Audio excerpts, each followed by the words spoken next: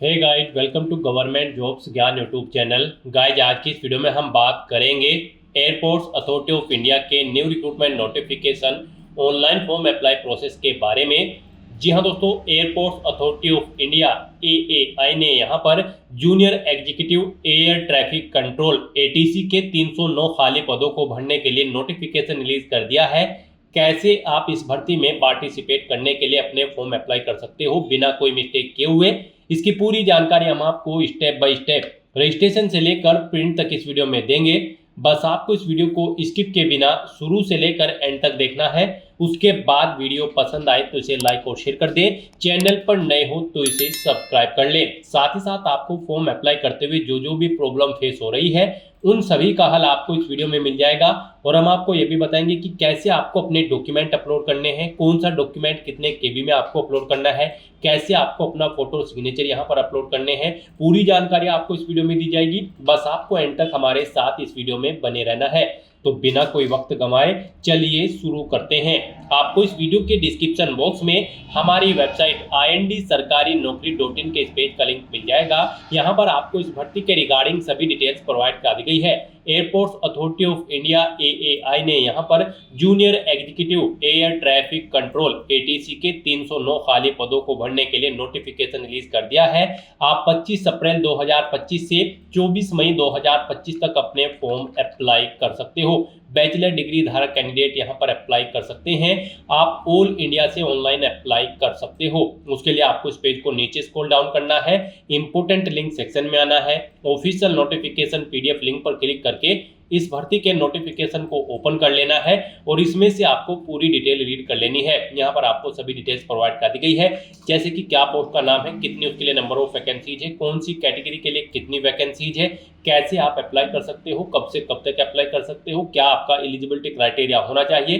पूरी जानकारी आपको यहाँ पर इस नोटिफिकेशन में दे दी गई है। आप सभी डिटेल्स यहाँ से केयरफुली रीड करें, उसके बाद अपने फॉर्म अप्लाई कर लें। फॉर्म अप्लाई करने के लिए भी आपको हमारी वेबसाइट के इसी पेज पर ही अप्लाई ऑनलाइन का लिंक दिया गया है। जैसे ही आप इस लिंक पर क्लिक करेंगे तो आपके सामने यहाँ पर एयरपोर्ट्स अथॉरिटी ऑफ इंडिया का ये ऑफिशियल पोर्टल ओपन होगा। गाइस, यहाँ पर आने के बाद अगर आपने पहले से रजिस्ट्रेशन कर रखा है तो आपको लॉगिन के इस लिंक पर क्लिक करना है। उसके बाद आपके सामने यहाँ पर कुछ इस तरह से इंटरफेस ओपन होगा।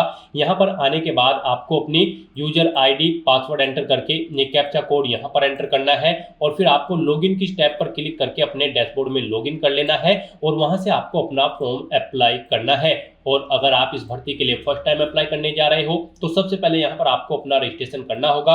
उसके लिए आपको रजिस्टर का ये लिंक दिया गया है, आपको इस लिंक पर क्लिक करना है और अपना रजिस्ट्रेशन करते हुए अपना फॉर्म अप्लाई करना है। जैसे ही आप रजिस्टर के लिंक पर क्लिक करेंगे आपके सामने रजिस्ट्रेशन का फॉर्म ओपन हो जाएगा।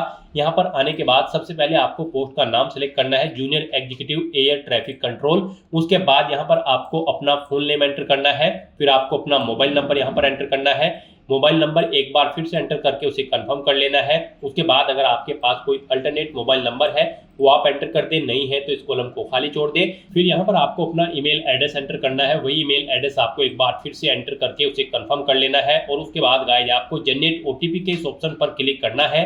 उसके बाद आपके सामने कुछ इस तरह से इंटरफेस ओपन होगा। अब आपको ये कैप्चा कोड यहाँ पर एंटर करना है और फिर आपको दोबारा से सबमिट के इस ऑप्शन पर क्लिक कर देना है। उसके बाद आपके रजिस्टर्ड मोबाइल नंबर और ईमेल ID पर 2 OTP गए होंगे, वो OTP आपको यहाँ पर एंटर करने हैं। मोबाइल OTP के सामने मोबाइल वाला OTP, ईमेल OTP कॉलम के सामने आपको ईमेल वाला OTP एंटर करना है और उसके बाद आपको वैलिडेट के ऑप्शन पर क्लिक करके अपना मोबाइल नंबर और ईमेल ID को यहाँ पर वेरीफाई कर लेना है, वैलिडेट कर लेना है। उसके बाद आपको डिक्लेरेशन सेक्शन में आना है, आई एग्री के चेकबॉक्स को ओके करना है। ये कैप्चा कोड आपको यहाँ पर एंटर करना है और उसके बाद गाइस आपको रीवेरीफाई के इस ऑप्शन पर क्लिक कर देना है। उसके बाद ऊपर जो आपने डिटेल प्रोवाइड कराई है उसका पूरा प्रीव्यू यहाँ पर आपको शो कर दिया गया है। आपको इनके सामने इन सभी चेकबॉक्सेस को ओके करना है और फिर गाइस आपको सबमिट के इस ऑप्शन पर क्लिक कर देना है। इस तरह से यहाँ पर आपका रजिस्ट्रेशन सक्सेसफुली कंप्लीट हो चुका है। आपके रजिस्टर्ड मोबाइल नंबर और ईमेल ID पर एक यूजर ID और पासवर्ड सबमिट किए गए हैं। आपको उन्हें केयरफुली नोट डाउन करके रख लेना है फ्यूचर यूज के लिए। और यहाँ पर गाइस अब आपको गो टू एप्लीकेशन के इस ऑप्शन पर क्लिक करना है। नेक्स्ट आपके सामने कुछ इस तरह से इंटरफेस ओपन होगा। अब यहाँ पर आने के बाद गाइस आपको सबसे पहले अपना जेंडर सेलेक्ट करना है। उसके बाद आपको अपनी डेट ऑफ बर्थ यहाँ पर सेलेक्ट करनी है। अपनी नेशनलिटी आपको सिलेक्ट कर लेनी है इंडिया। उसके बाद आपको अपनी कैटेगरी यहाँ पर सिलेक्ट करनी है। फिर यहाँ पर आपको अपनी पर्सनल इन्फॉर्मेशन देनी है। यहाँ पर आकर आपको अपने फादर का नाम एंटर करना है, अपनी मदर का नाम आपको एंटर करना है, अपना मैरिटल स्टेटस यहाँ पर आपको सिलेक्ट कर लेना है, आप मैरिड हो या फिर अनमैरिड। उसके बाद आपको इस पेज को नीचे स्क्रॉल डाउन करना है और फिर यहाँ पर आपको अपनी पीडब्ल्यूबीडी की डिटेल देनी है। यहाँ पर आपसे पूछा गया है कि क्या आप पीडब्ल्यूबीडी कैंडिडेट है और आपकी डिसेबिलिटी यहाँ पर 40% से कम है। अगर है तो यहाँ पर आप यस ऑप्शन सेलेक्ट करें, अपनी डिसेबिलिटी का टाइप सेलेक्ट करें, फिर यहाँ पर आप परसेंटेज दें डिसेबिलिटी की अपनी। और अगर नहीं है आप यहाँ पर पीडब्ल्यूबीडी कैंडिडेट तो आपको नो ऑप्शन सेलेक्ट करना है, फिर आपको बाकी की डिटेल नहीं देनी होगी। उसके बाद आपसे पूछा गया कि क्या आप EX सर्विसमैन कैंडिडेट हैं। अगर हैं तो आप यस ऑप्शन सेलेक्ट करें, फिर आप सर्विस की ज्वाइनिंग डेट यहाँ पर सिलेक्ट करें, जॉब छोड़ने की डेट आप सिलेक्ट करें। इनके अकॉर्डिंग आपकी सर्विस पीरियड यहाँ पर कैलकुलेट करके आपको शो कर दी जाएंगे। और अगर आप EX सर्विसमैन नहीं हो तो यहाँ पर आपको सिंपली नो ऑप्शन सेलेक्ट करना है। उसके बाद यहाँ पर आपको अपनी टैक्स सिटी सिलेक्ट करनी है। यहाँ पर आपको 5 चॉइसेस दी गई है। आप यहाँ पर पहले स्टेट सेलेक्ट करें, उसके बाद आप सिटी सेलेक्ट करें। इस तरह से यहाँ पर आपको 1 बाय 1 करके 5 टैक्स सिटी सेलेक्ट कर लेनी है। जिस टैक्स सिटी को आप फर्स्ट नंबर पर प्रेफरेंस देना चाहते हैं उसे यहाँ पर आप फर्स्ट नंबर पर सिलेक्ट करें, जिसे सेकंड नंबर पर प्रेफरेंस देना चाहते हैं उसे यहाँ पर आप सेकंड नंबर पर सिलेक्ट कर ले। इस तरह से यहाँ पर आपको अपनी 5 टैक्स सिटी सिलेक्ट कर लेनी है। उसके बाद आपसे पूछा गया है कि क्या आप गवर्नमेंट एम्प्लॉय हैं या फिर AAI या फिर सेंट्रल गवर्नमेंट या फिर स्टेट गवर्नमेंट या फिर किसी प्राइवेट सेक्टर में आप कार्यरत हैं। अगर हैं तो यहाँ पर आप यस ऑप्शन सेलेक्ट करें और नहीं है तो यहाँ पर आप नो ऑप्शन सेलेक्ट कर लें। उसके बाद आपसे पूछा गया कि क्या आप AAI के एम्प्लॉय हैं, रेगुलर एम्प्लॉय। अगर है तो यस करें, फिर ज्वाइनिंग डेट आप सिलेक्ट करें, अपना एम्प्लॉयमेंट नंबर यहाँ पर आप दें। और अगर नहीं है आप रेगुलर एम्प्लॉय तो आपको नो ऑप्शन सेलेक्ट करना है। उसके बाद आपसे पूछा गया कि क्या आप AAI के अप्रेंटिस ट्रेनिंग कैंडिडेट हैं। अगर हैं तो आप यस ऑप्शन सेलेक्ट करें और फिर अपना अप्रेंटिसशिप नंबर यहाँ पर दें, नहीं है तो आप नो ऑप्शन सेलेक्ट कर लें। इस तरह से अपने डिटेल फिल करने के बाद फिर आपको सेव एंड नेक्स्ट के इस ऑप्शन पर क्लिक करना है। नेक्स्ट यहाँ पर आपको अपनी कम्युनिकेशन डिटेल देनी है। यहाँ पर आपको अपना कोरोस्पोंडेंस एड्रेस एंटर करना है। उसके बाद आपको अपना परमानेंट एड्रेस यहाँ पर एंटर करना है। और अगर आपका परमानेंट एड्रेस आपके कोरोस्पोंडेंस एड्रेस के अकॉर्डिंग सेम है तो आप यहाँ पर is permanent address same as correspondence address में यस के इस ऑप्शन पर क्लिक कर दें। ऑटोमेटिकली आपका परमानेंट एड्रेस आपके कोरोस्पोंडेंस एड्रेस के अकॉर्डिंग फिल हो जाएगा। और उसके बाद गाइस यहाँ पर आपको सेव एंड नेक्स्ट के इस ऑप्शन पर क्लिक कर देना है। नेक्स्ट यहाँ पर आपको अपनी क्वालिफिकेशन की डिटेल प्रोवाइड करानी है। गाइस इस भर्ती में पार्टिसिपेट करने के लिए आपके पास बैचलर डिग्री होनी जरूरी है। रेगुलर बैचलर डिग्री यहाँ पर 3 साल के आपके पास होनी जरूरी है साइंस में, जैसे कि BSc, और उसमें आपके पास फिजिक्स और मैथमेटिक्स एक सब्जेक्ट के रूप में होने जरूरी है। या फिर आपके पास full time regular bachelor degree engineering में होनी चाहिए, इंजीनियरिंग की किसी डिसिप्लिन में, प्लस उसमें भी आपके पास फिजिक्स और मैथमेटिक्स एक सब्जेक्ट के रूप में होने जरूरी है किसी एक सेमेस्टर में। तो यहाँ पर अब आपको अपनी क्वालिफिकेशन की डिटेल प्रोवाइड करनी है। सबसे पहले यहाँ पर आपको अपनी 10वीं क्लास की डिटेल देनी है। यहाँ पर आपको देना है सबसे पहले बोर्ड का नाम, जिस बोर्ड से आपने अपनी 10वीं क्लास पास आउट की है। पासिंग ईयर आपको यहाँ पर सिलेक्ट करना है, कब आपने अपनी 10वीं क्लास पास आउट की है।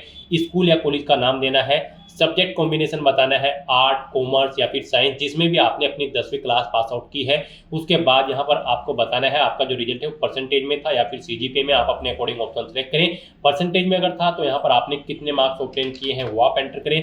टोटल कितने मार्क्स थे जिसमें से मार्क्स आपने ऑब्टेन किए हैं वो आप एंटर करें। इनके अकॉर्डिंग यहाँ पर आपकी परसेंटेज कैलकुलेट करके आपको शो कर दी जाएगी। उसके बाद यहाँ पर आपको अपनी 12वीं क्लास की डिटेल देनी है। यहाँ पर भी आपको सबसे पहले बोर्ड का नाम देना है जिससे आपने अपनी 12वीं क्लास पास आउट की है।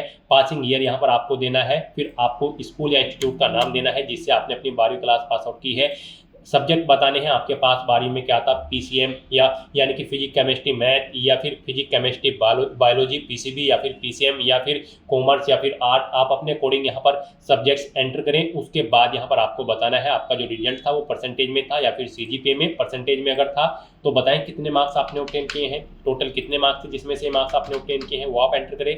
इनके अकॉर्डिंग यहाँ पर आपकी परसेंटेज यहाँ पर कैलकुलेट करके शो कर दी जाएगी। और अगर CGPA में आपका रिजल्ट था तो यहाँ पर आप CGPA ऑप्शन सेलेक्ट करें। फिर कितना CGPA आपने ऑब्टेन किया है वो आप एंटर करें। टोटल CGPA कितना था वो आप एंटर करें। इसके अकॉर्डिंग यहाँ पर आपकी परसेंटेज कैलकुलेट करके आपको शो कर दी जाएगी। तो इस तरह से यहाँ पर आपको अपनी डिटेल देनी है। उसके बाद जो इसेंशियल क्वालिफिकेशन है, यानी कि आपके पास 3 साल की रेगुलर बैचलर डिग्री होनी अनिवार्य है इस भर्ती में पार्टिसिपेट करने के लिए, और उसमें आपके पास फिजिक्स और मैथमेटिक्स एक सब्जेक्ट के रूप में होने जरूरी है। तो यहाँ पर आपको सबसे पहले बताना है आपकी जो बैचलर डिग्री है उसमें आप एपियर्ड हो या फिर फिर पास आउट हो। Appeared final year appeared candidate भी एलिजिबल हैं, वो भी अप्लाई कर सकते हैं। पास आउट अगर आप कर चुके हो तो आपको पास ऑप्शन सेलेक्ट करना है। मोड ऑफ कोर्स बताना है रेगुलर एंड फुल टाइम। उसके बाद डिग्री का नाम सेलेक्ट करना है, आपके पास बीटेक है या फिर बीएससी इंजीनियरिंग की डिग्री है या BSc with physics and mathematics है। आप अपने अकॉर्डिंग यहाँ पर ऑप्शन सेलेक्ट करें। इंस्टीट्यूट का नाम या फिर यूनिवर्सिटी का नाम दें जिससे आपने अपनी ये डिग्री कंप्लीट की है, यानी कि कॉलेज का नाम आपको देना है। पासिंग मंथ और ईयर आपको यहाँ पर सिलेक्ट करना है, कब आपने पास की है ये डिग्री। फिर यहाँ पर आपको बताना है आपके जो मार्क्स थे डिग्री में परसेंटेज में थे या फिर सीजीपीए में, आप अपने अकॉर्डिंग ऑप्शन सेलेक्ट करें। परसेंटेज में अगर थे तो कितने मार्क्स आपने ऑब्टेन किए हैं वो एंटर करें। मैक्सिमम कितने मार्क्स थे जिसमें से मार्क्स आपने ऑब्टेन किए हैं वो एंटर करें। इनके अकॉर्डिंग यहाँ पर आपकी परसेंटेज कैलकुलेट करके आपको शो कर दी जाएगी। फिर आपसे पूछा गया है कि यहाँ पर 10वीं और 12वीं में इंग्लिश आपके पास एक सब्जेक्ट के तौर पर था, तो यहाँ पर आपको यस ऑप्शन सेलेक्ट करना है। फिर यहाँ पर आपसे पूछा गया कि क्या आप इंग्लिश लैंग्वेज में स्पीक और राइट करना जानते हैं, यानी कि आपकी प्रोफिशिएंसी है इंग्लिश लैंग्वेज में, तो यहाँ पर आपको यस ऑप्शन सेलेक्ट करना है। उसके बाद अगर आपने कोई हायर क्वालिफिकेशन कर रखी है जैसे कि कोई पोस्ट ग्रेजुएशन या फिर पीएचडी की डिग्री, तो उसकी डिटेल भी आप यहाँ पर सेम ऐसे ही प्रोवाइड करा सकते हैं any other higher qualification detail के सेक्शन में। और उसके बाद आपसे पूछा गया कि क्या आपको एक्सपीरियंस है, अगर है तो आप यहाँ पर यस ऑप्शन सेलेक्ट करें। उसके बाद ऐड न्यू रो के इस ऑप्शन पर क्लिक करें, ओके करें और फिर यहाँ पर आप अपने एक्सपीरियंस की डिटेल प्रोवाइड कराएं, जैसे कि नेम ऑफ द ऑर्गेनाइजेशन, किस ऑर्गेनाइजेशन में आप कार्यरत थे, टाइप ऑफ ऑर्गेनाइजेशन वो प्राइवेट थी, गवर्नमेंट थी, पीएसयू थी या फिर एटोनियमस बॉडी थी, आप अपने अकॉर्डिंग ऑप्शन सेलेक्ट करें। पोस्ट का नाम दें जिस पोस्ट पर आप कार्यरत थे, कब से आपने जॉब स्टार्ट की थी वो डेट सेलेक्ट करें, कब तक की थी वो डेट आप सेलेक्ट करें। इनके अकॉर्डिंग यहाँ पर आपके एक्सपीरियंस की लेंथ कैलकुलेट करके आपको शो कर दी जाएगी। और गाइस अगर आपको एक्सपीरियंस नहीं है तो आप नो ऑप्शन सेलेक्ट करेंगे, आगे की डिटेल आपको देनी नहीं होगी। और उसके बाद इस तरह से अपनी ये सभी डिटेल्स यहाँ पर फिल करने के बाद फिर आपको सेव एंड नेक्स्ट के ऑप्शन पर क्लिक कर देना है। नेक्स्ट यहाँ पर आपको अपना पासपोर्ट साइज फोटो और सिग्नेचर अपलोड करने हैं। उसके लिए आपको क्लिक है तो अपलोड के ऑप्शन पर क्लिक करना है। फिर यहाँ पर आपको गाइडलाइन दी गई है, इनके अकॉर्डिंग आपको अपना फोटो और सिग्नेचर अपलोड करने हैं। गाइस आपको दी गई गाइडलाइंस के अकॉर्डिंग अपने ये डॉक्यूमेंट अपलोड करने हैं, अदरवाइज आपका एप्लीकेशन फॉर्म रिजेक्ट हो सकता है। यहाँ पर आपका फोटो 100 KB से 200 KB के बीच में होना चाहिए, जेपीजी या फिर जेपीईजी फॉर्मेट में होना चाहिए। डायमेंशन उसकी 3.5 सेंटीमीटर इंटू 4.5 सेंटीमीटर होनी चाहिए। तो आपको drop file share slash browse to upload के ऑप्शन पर क्लिक करना है, फाइल को सिलेक्ट करना है और अपना फोटो यहाँ पर आपको अपलोड कर देना है। उसके बाद आपको अपने सिग्नेचर यहाँ पर अपलोड करने हैं, उसके लिए भी आपको क्लिक है टू अपलोड के ऑप्शन पर क्लिक करना है।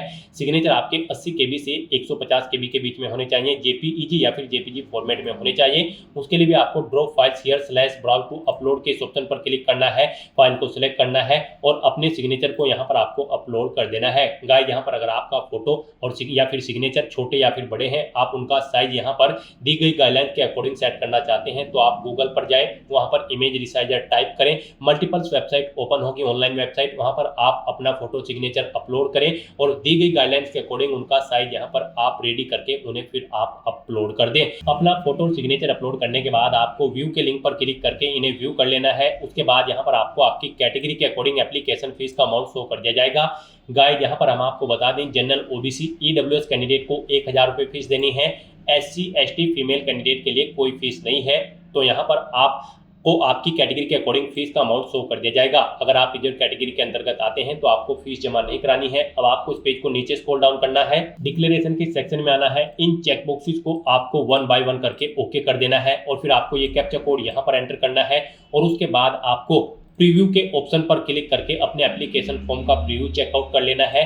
और अगर कहीं पर कोई मिस्टेक है तो आप बैक बटन पर क्लिक करके एडिट कर सकते हो और अगर सभी चीजें ओके हैं तो बस यहाँ पर अब आपको सबमिट के इस ऑप्शन पर क्लिक कर देना है। इस तरह से यहाँ पर आपका एप्लीकेशन फॉर्म सक्सेसफुली सबमिट हो जाएगा अगर आप रिजर्व कैटेगरी से बिलोंग करते हो। और अगर आप जनरल ओबीसी ईडब्ल्यूएस कैंडिडेट हैं तो पहले आपको फीस पेमेंट करनी है, उसके बाद आपका फॉर्म यहाँ पर सबमिट हो जाएगा। सक्सेसफुली फॉर्म को सबमिट करने के बाद गाइस अब आपको यहाँ पर प्रिंट के इस ऑप्शन पर क्लिक करना है और अपने एप्लीकेशन फॉर्म का एक हार्ड कॉपी प्रिंट आउट ले लेना है फ्यूचर यूज के लिए, फ्यूचर रेफरेंस के लिए। तो दोस्तों ऐसे आप airports authority of India junior executive air traffic control के 309 खाली पदों को भरने के लिए अपना फॉर्म अप्लाई कर सकते हो बिना कोई मिस्टेक किए हुए। आज की इस वीडियो में बस इतना ही। आई होप ये वीडियो आपको पसंद आई होगी। अगर पसंद आई हो तो इसे लाइक और शेयर करें, चैनल पर नए हो तो इसे सब्सक्राइब कर लें। Thanks for watching.